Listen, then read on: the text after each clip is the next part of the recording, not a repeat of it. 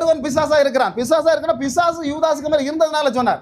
அதுபோல இதுல சொன்னாரு, பேதுருவை பார்த்து அவர் டைரக்டா சொல்லல, அவன் மேல இருந்த ஒரு அசுத்தாவியை தான் சொன்னாரு, எனக்கு பின்னால் போ சாத்தானே. இப்படி ஆண்டவராக இயேசு கிறிஸ்து வாழ்ந்து கொண்டிருந்த காலத்துல கூட நீ பூமியை விட்டே சாத்தானே போனிட்டு விரட்ட வேலை. அநேக பாசமா சொல்றாங்க, நாங்க விரட்டிட்டோம், பாட்டிலுக்குள்ள அடைச்சி வச்சுட்டோம், இப்படிப்பட்ட கதைகள் எல்லாம் நிறைய இடங்களை நாங்க கேட்கிறோம்.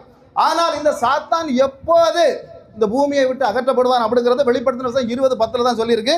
அதாவது கள்ள தீர்க்கதரிசியும் மிருகமும் 1000 வருடங்களுக்கு முன்பாகவே எங்க அடைக்கப்படுறாங்க, நரகத்துக்குள்ள அக்கினி கடல்ல தள்ளப்படுறாங்க. இந்த 1000 வருடம் கழிந்து தான் இவனை கொண்டு அங்க போடுறார் ஆண்டவர்.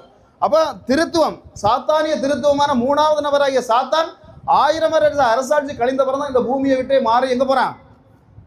அப்ப இப்படிப்பட்ட பலமான ரகசியங்கள். ஆனால் அதுவரைக்கும் இந்த பூமியில இருக்கிறவங்களுக்கு பிசாசோட போராட்டம் உண்டு.